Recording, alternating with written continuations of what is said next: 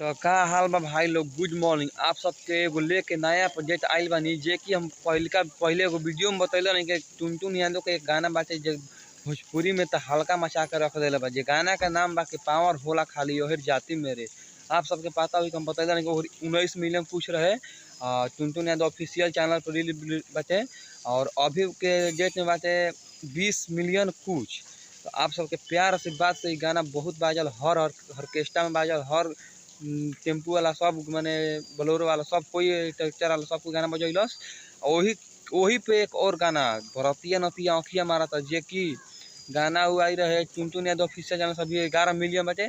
कुछ लोग विरोधी ब्लॉक करवा दे रहे तो कुछ होकर नहीं के आज गाना ट्रेंडिंग के टॉप सेक्शन 59 पे चलाता है घड़ी। 11 मिलियन टुनटुन यादव ऑफिशियल चैनल से बाटे और टुनटुन म्यूजिक वर्ल्ड से बाटे 1.4 मिलियन। और ना जाने कितना चैनल से 5 लाख 6 लाख पारे बा। तो हमारा अंजाद बा कि वो गाना 20 मिलियन हो चुकल बा हर चैनल के मिला के, जे कि हर चैनल के मिला के फिर टुनटुन यादव ऑफिशियल फिर एक पावर होला हो जाते में चौक तो वो 5.2 मिलियन बाटे। अब सब 25-30 मिलियन गाना चौक चौक चौक गुल बाटे पावर होला हो जाते मेरे बरतिया नतिया आँखें मारता 20 मिलियन पार बा हर चैनल के मिला के। और वही अंदाज में एक और गाना बाटे खेसारी जैसे बजी, जो कि हर चैनल के मिला के 3 मिलियन बाटे। खेसारी जैसे बजी वीडियो वीडियो मिला के सब 3 मिलियन चौक गल बाटे।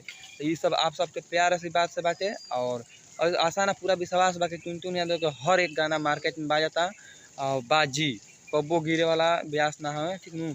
और एक तरफा गाना बाजता खूब मजा बा एकदम गाना में। सुनत रहो वीडियो के शेयर करो, हर ऑर्केस्ट्रा में मजा आवल। तो आज सतुआन के दिन हो, भोरे भोरे देखनी नया नया प्रोजेक्ट मिलल हटे और बहुत खुशी के दिन बाटे आज कि और एक गाना रिलीज होइल है बेरा कि भाई झगड़ा वाला चैता हो।